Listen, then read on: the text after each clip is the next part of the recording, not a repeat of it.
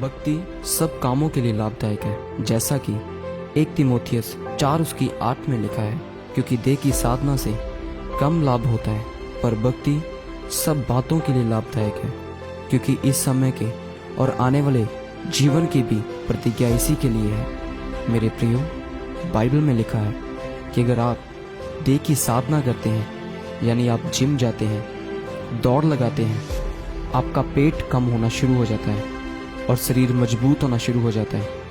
लेकिन बाइबल कहती है कि देह की साधना से कम लाभ होता है, यानी कि इसका लाभ एक समय तक और एक सीमा तक होता है। लेकिन परमेश्वर ने कहा कि भक्ति सब कामों के लिए लाभदायक है। भक्ति का मतलब होता है पवित्रताई में जीवन व्यतीत करना और प्रभु यीशु मसीह के जैसा दिखना, उनके जैसा बोलना, उनके जैसा सोचना और उनके जैसा काम करना।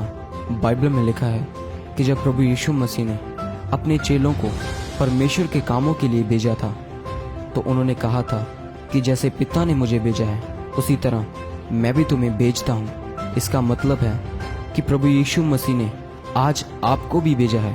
प्रभु यीशु मसीह ने आपको ठहराया है कि जब कोई आपकी ओर देखे तो वह परमेश्वर के चरित्र को, सामर्थ्य को और उसके कामों को देखे, और ये तभी हो सकता है जब आपका जीवन भक्ति में हो। इसलिए परमेश्वर ने कहा कि भक्ति सब कामों के लिए लाभदायक है। अब आप अपने दफ्तर में गए और दफ्तर में आपको एक बहन मिली, लेकिन आपने उस बहन को व्यभिचार की निगाह से देखा, तो इसका मतलब आप प्रभु के भेजे हुए नहीं हैं और आप भक्ति में नहीं हैं। फिर आप परमेश्वर से ये आशा नहीं कर सकते कि वह आपकी नौकरी को फलवंत करे।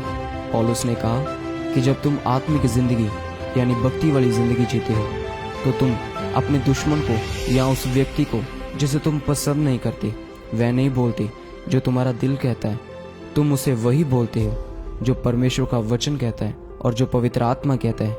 पौलुस ने कहा कि जैसे ही तुम ऐसा जीवन व्यतीत करना शुरू करते हो, भक्ति वाला जीवन जीना शुरू करते हो, तो दुनिया की सब चीजें, तुम्हारा पति, तुम्हारी पत्नी, तुम्हारा कारोबार, घर, बच्चे, सब कुछ फायदे में होना शुरू होता है और तुम्हारी हर एक चीज से परमेश्वर की महिमा होती है। इसलिए मेरे प्रियो, अगर आप देह की साधना करते हैं तो उससे लाभ तो होता है, पर एक हद तक ही होता है। लेकिन जब आप भक्ति वाला जीवन व्यतीत करते हैं तो आपका आत्मिक और शारीरिक सब कुछ लाभ में होता है। इसलिए परमेश्वर ने कहा कि भक्ति वाला जीवन जिए, ताकि परमेश्वर आपके जीवन के हर एक हिस्से में काम कर सके और परमेश्वर की योजना आपके जीवन में पूरी हो सके। आमीन।